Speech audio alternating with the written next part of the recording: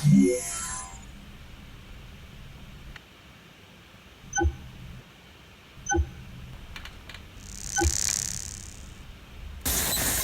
you ever wondered where all these technologies come from?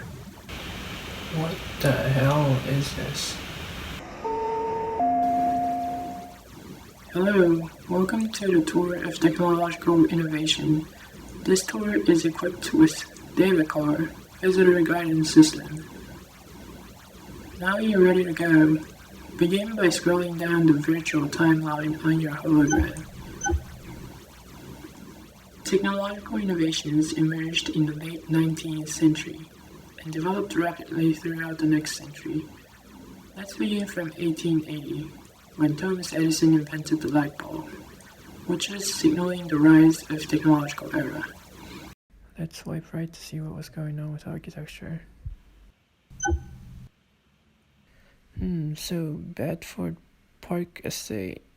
The first garden suburb was built in 1876. This project was possible because of the subway that connected the city and the suburb. From 1880 to 1920, there was an arts and crafts movement as a response to the rise in modern age.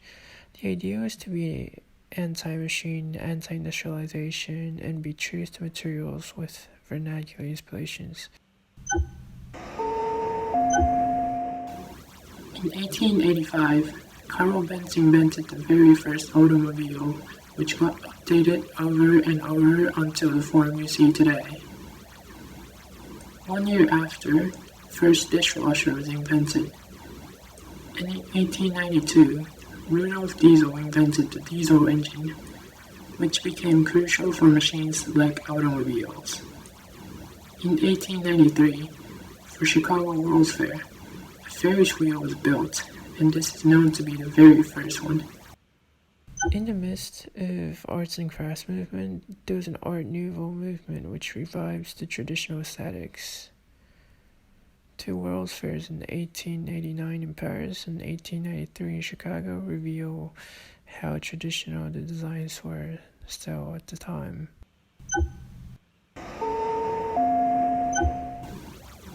In 1895, X-ray was invented, a huge step forward in the medical field, to see the unseen.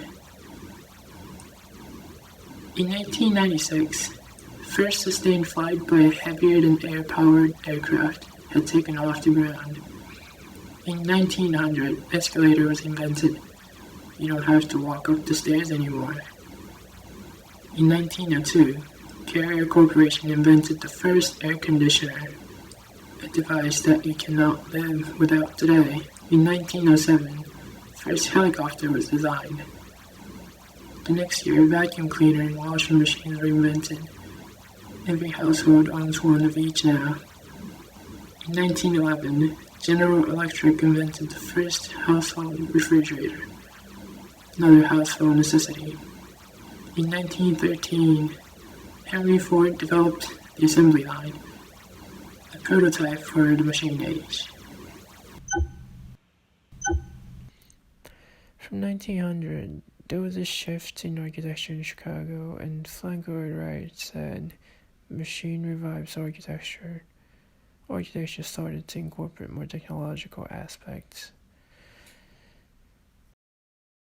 Deutscher Weltbund was founded in 1907, a group of European modernists, including a lot of people who later became the Bauhaus masters.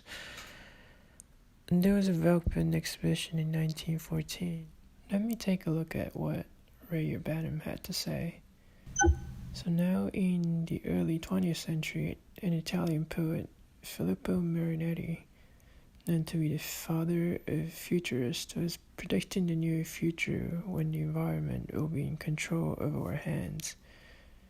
At the same time, Paul Scheubart, a German author and artist, was proposing a future of glass and steel and light, refusing to where architecture was heading at the time, which focused too much on the aesthetics, did not consider the living conditions.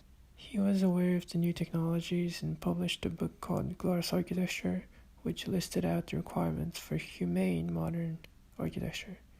He did not, however, forget about the need for aesthetics. He was proposing a common humanity and an uncommon romanticism with the use of lights and glass.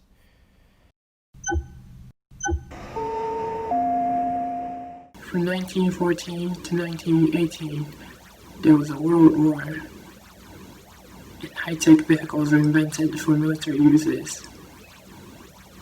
In 1924, the first television was invented. The Bauhaus was founded in 1919. Many expressionist artists and designers started to appear, like Hans Polzek and G.T. Rietveld, who developed styles like the Stil. Bruno Taut and Chiavart shared similar perspectives, and Taut was designing something that was highly considerate of the effects that mechanical equipment has toward people. However, the Bauhaus, designing sculpture and art out of the form of mechanical equipment, ignoring their functions, calling that to be the synthesis of arts and technology. In 1934 and later 1960, architects like Marcel Breuer and Michael Brown criticized the Bauhaus to be empty-looking and ignorant of the customer of their products, only thinking about rationality and ease of production.